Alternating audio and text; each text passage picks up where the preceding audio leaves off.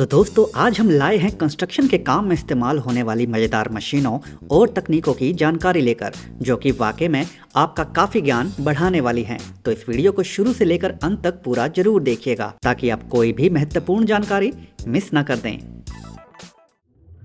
Progress group आज के समय में बहुमंजिला इमारतों के निर्माण के दौरान उनमें बनने वाली सीढ़ियों को फैक्ट्री में तैयार किया जाता है। यहाँ इस खास सांचे के अंदर उन्हीं सीढ़ियों को तैयार किया जा रहा है। कारीगर इसके अंदर सरियों की लेयर को बिछा देते हैं और इसके बाद इन सरियों की लेयर के ऊपर लकड़ी के सांचों को सीढ़ी में स्टेप तैयार करने के लिए फिक्स कर दिया जाता है और फिर इसके ऊपर कंक्रीट का मिक्सचर डाल दिया जाता है और उस कंक्रीट के मिक्सचर के सूख जाने के बाद यह सीढ़ी बनकर तैयार हो जाती है, जिसके बाद इसे उठाकर बिल्डिंग में लगाने के लिए ले जाया जाता है। डूइंग लाइट इटालिया यहाँ यह शख्स इस लचीली धातु की शीट को एक गोल बेलन का आकार दे रहा है और जिसका काम सूरज की रोशनी से रिफ्लेक्शन के द्वारा घर को रोशन करने का होता है। इस प्रकार का टूल उन लोगों के लिए काफ़ी फायदेमंद होता है जिनके घर के अंदर रोशनी का कोई स्रोत नहीं होता और जहां वे केवल दिन के समय ही जाते हैं, तो वहां इस टूल को लगा देने से उनका वह स्थान किसी बल्ब के द्वारा घर को रोशन करने की भांति रोशन होने लगता है। इस धातु की शीट को गोल बेलनाकार रूप दे देने के बाद इसी के साथ आने वाले टूल, जो कि उपकरण का मुख्य भाग होता है, को इस बेलनाकार शीट के साथ फिक्स कर दिया जाता है और जिसके बाद इसे छत पर फिक्स करने के लिए चिमनी जैसा छेद पहले से तैयार कर रखा होता है और वहां इसे लगाने के लिए उसके ऊपर शक्तिशाली ग्लू का इस्तेमाल किया जाता है और इस लंबे बेलनाकार टूल को टिका दिया जाता है और जब इसके अंदर वाले भाग को भी फिक्स किया जाता है तो घर के अंदर मानो किसी बड़े बल्ब की भांति रोशनी होने लगती है।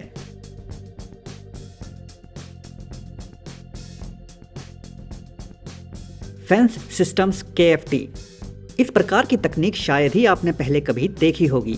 यहाँ दीवार की जगह लोहे की पतली तारों से बनी जाली का इस्तेमाल किया जा रहा है। खोखले आवरण वाली इन जालियों के अंदर बाद में मोटी बजरी को डाला जाता है। इस प्रकार की दीवार दिखने में विचित्र तो लगती ही है, साथ ही साथ इसकी कुछ विशेषताएं भी हैं। जिन इलाकों में धूल मिट्टी इत्यादि काफ़ी ज़्यादा उड़ती है, तो इस प्रकार की दीवार के लगने से वह धूल मिट्टी इस जाली में ही फंस जाती है और घर के अंदर नहीं आती। यही नहीं, इस प्रकार की जाली वाली दीवार का रख रखाव भी काफ़ी आसान होता है, क्योंकि लोहे की जाली एवं बजरी से बनी इन दीवारों पर प्लास्टर पेंट इत्यादि करने का झंझट भी नहीं रहता। इसके साथ साथ इन्हें बनाने का खर्च दूसरी कंक्रीट वाली दीवारों से भी काफ़ी कम आता है। इसे लोग न केवल दीवारों पर इस्तेमाल करते हैं बल्कि घर के गेट के लिए भी इसी लोहे की जाली और बजरी का इस्तेमाल करते हैं, जिससे घर को एक अलग ही रूप प्रदान होता है। Pipe life international GmbH construction के काम के दौरान जब मोटी मोटी बिजली इत्यादि की तारों को किसी छेद से निकाला जाता है तो उस जगह को स्थिर बनाना काफ़ी अनिवार्य होता है ताकि उन तारों को किसी कारणवश खींचने पर वे खराब ना हो जाएं। तो ऐसे में उस छेद के अंदर तारों के ऊपर नीचे गोल रबर के टुकड़ों को रखा जाता है। साथ ही साथ उन तारों के ऊपर भी उस रबर को चढ़ा दिया जाता है और उसके पश्चात इस कंपनी द्वारा बनाया गया खास द्रव, जिसे एक बड़ी पिचकारी नुमा टूल की मदद से इस छेद में भरा जाता है।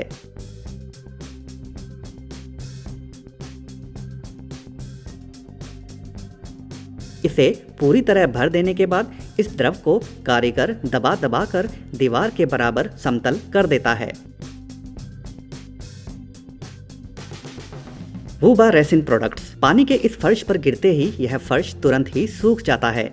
ऐसा आम फर्श के साथ संभव नहीं हो सकता, तो यहाँ कुछ इसी प्रकार के खास फर्श को तैयार करने के लिए जमीन पर पहले अनेक छेदों वाले प्लास्टिक की शीट को बिछाया जाता है, जो ऊंचाई में 1 से 1.5 इंच ऊंचा भी होती हैं। इसके पश्चात इसके ऊपर कारीगर बारीक बजरी को डालता जाता है। इसके पश्चात इस कंपनी द्वारा बनाया गया खास इपॉक्सी रेसिन नामक द्रव, जिसे इसी बारीक बजरी के साथ मिक्स करके एक मिक्सचर को तैयार कर लिया जाता है और उसके बाद कारीगर इस मिक्सचर को नीचे बिछाई गई प्लास्टिक की शीट के ऊपर डाली गई बजरी के ऊपर डालता जाता है और साथ ही साथ उसे समतल भी करता जाता है, क्योंकि अगर ऐसा ना किया जाए तो वह तुरंत ही ठोस हो सकती है, तो उसे तुरंत ही समतल कर फर्श का रूप दे दिया जाता है।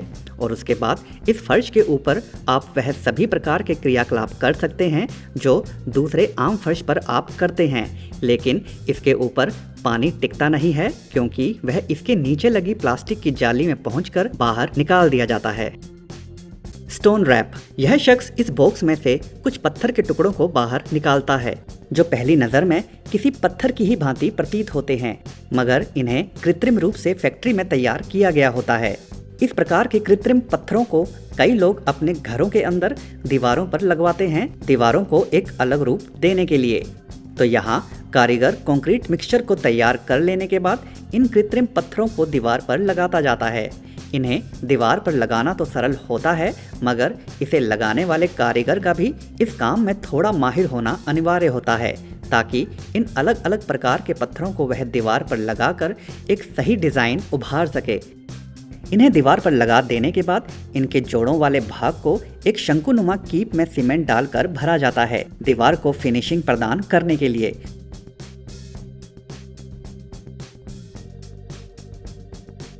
और इसके बाद कारीगर ब्रश इत्यादि से इसे साफ कर इसे अंतिम फिनिशिंग दे देते हैं, जिसके बाद यह दीवार अत्यंत आकर्षक प्रतीत होती है। Power curbers and power pavers. सड़क किनारे बनाए जा रहे इस नाले के लिए एक बड़ी ही क्रांतिकारी मशीन को इस्तेमाल में लाया जा रहा है।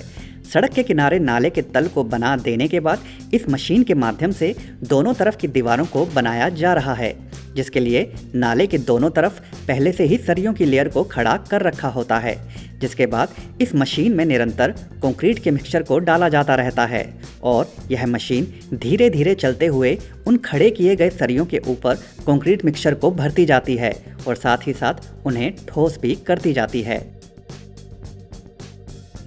और यही नहीं, इसी मशीन के साथ साथ चल रहे कारीगर कंक्रीट से बनी इस नाले की दीवारों को अंतिम फिनिशिंग भी देते जाते हैं, जिससे एक ही दिन के अंदर नाले को तैयार किया जाता रहता है। इस प्रकार की मशीन के लिए कारीगरों की भी ज़्यादा ज़रूरत नहीं पड़ती और केवल 3 से 4 कारीगरों की मदद से ही पूरे नाले को बना लिया जाता है और काम पूरा हो जाने के बाद फिनिशिंग भी ज़बरदस्त आती है।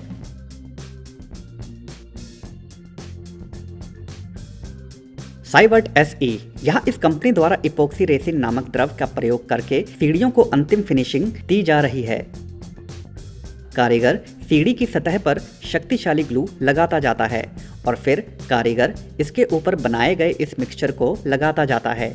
यह मिक्सचर ग्लू के साथ चिपक कर तुरंत ही पकड़ बना लेता है। साथ ही साथ कारीगर इसे समतल कर फिनिशिंग भी देता जाता है।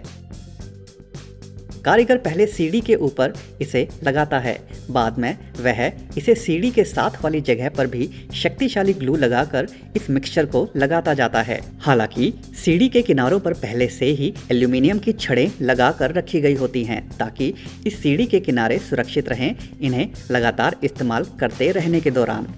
इसके बाद फिर अंत में कारीगर इस कमरे में फर्श को भी तैयार करता है,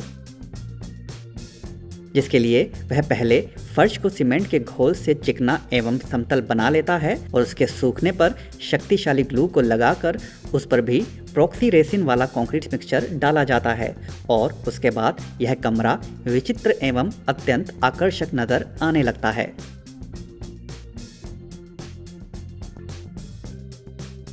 थ्री होमी। आज के समय में कई देशों में कुछ इस प्रकार के ब्लॉक्स का इस्तेमाल किया जा रहा है।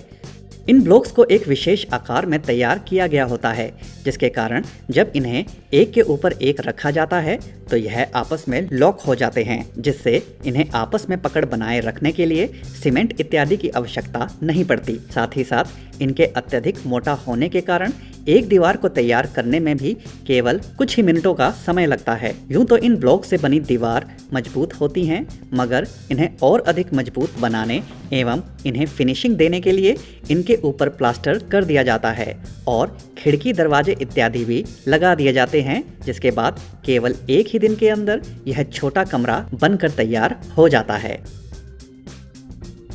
तो दोस्तों, आज की वीडियो में बस इतना ही। अगर यह वीडियो आपको पसंद आई हो तो वीडियो को लाइक ज़रूर कर दें और अगर चैनल को अभी तक सब्सक्राइब नहीं किया है तो सब्सक्राइब भी ज़रूर कर लें। धन्यवाद।